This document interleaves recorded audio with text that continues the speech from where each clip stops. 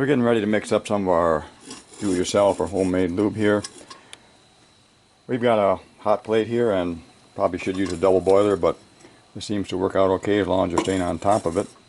We're melting beeswax on the left side over here, and on the right side we're going to put on some Crisco and get that melted up. So Crisco here is courtesy of a friend that I shot his gun for him because he was having a rough time getting any kind of groups with the thing. He'd gone to Crisco and then he'd gone to using nothing at all, so he was having problems getting any kind of accuracy or grouping ability with the gun. So anyway, this is what he gave me, what was left of his Crisco, and we're going to mix up some lube and give him some of that and see if he can do better with it.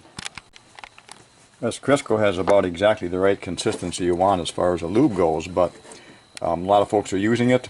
A lot of folks are mixing other things together with the beeswax and various components, so I'm thinking that if Crisco was all that good, why would we do the other stuff? So anyway, this is about the right consistency, but what we're going to do is melt this down and then mix in some other things with it. The Crisco basically gives it its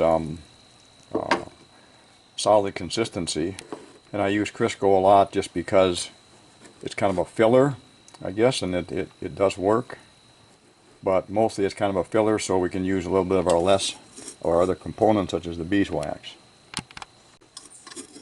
As I see it, the beeswax, one of its purposes is to give the lube its stiffness.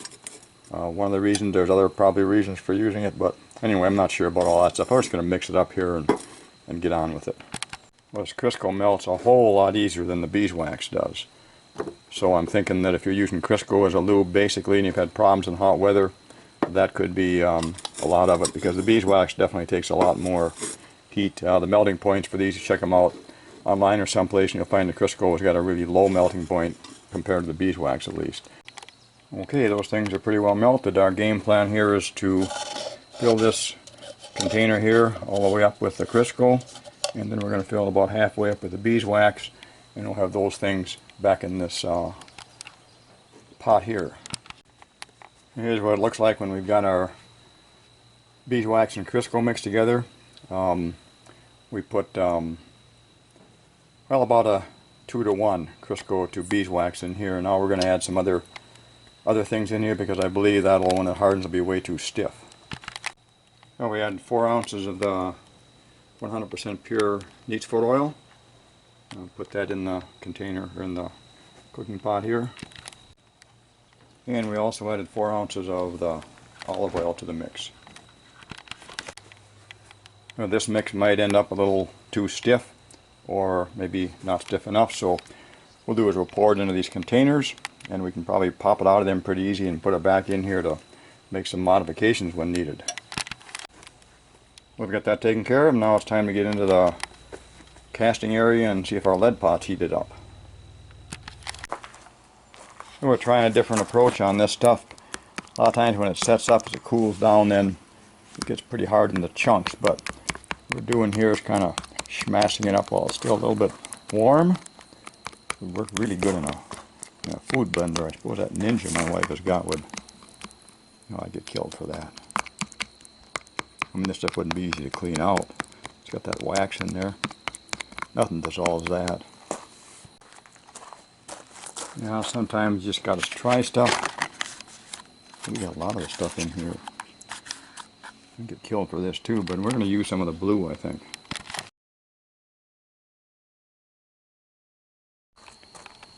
Yeah, one of the reasons I put the food coloring in there is otherwise this stuff looks just like mashed potatoes left over from yesterday, and daughter will see that stuff, stick it in the microwave, and it's just going to work out to be a bad deal. Well, those kind of globs are showing up down there. They aren't taking the color, which makes me think that they are actual harder spots in that. We may need something like a egg beater or something else to really mix this up good with. Okay, finally figured out how to put this container on there. Well, let's see what happens when it goes on.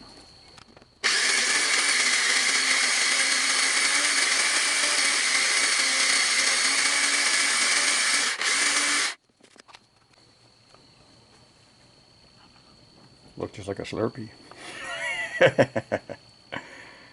No, you wouldn't do that, would you? No. Thinking about it though. We got kids around here. No, don't even think about it. No, if it's just Crisco in there, it wouldn't be so bad to clean up with that beeswax in there. Not sure about what the other stuff's going to do either. Olive oil, that'll maybe clean out, probably. But I got a hunch the stuff's going to solid back up again on me and have to do the whole thing over again. But I'm not using this thing. I'm going to go with something else if I can figure out how to clean this baby up. We're going to call it an experiment that, you know, worked. Definitely schmussed her up, but you got to go with something better than this. My hands are all kind of wax. I bet this stuff would make pretty good boot lube for leather and stuff. I mean, it's got that neat's foot oil in there, and olive oil, and beeswax. Pretty much waterproof anything. I got a plan for this. Maybe I go to Walmart and buy myself a cake that's got kind of a green frosting on it. My wife will figure I made that cake and I can actually get applauded for this, plus she'll clean this sucker out. Figure it's just frosting in there.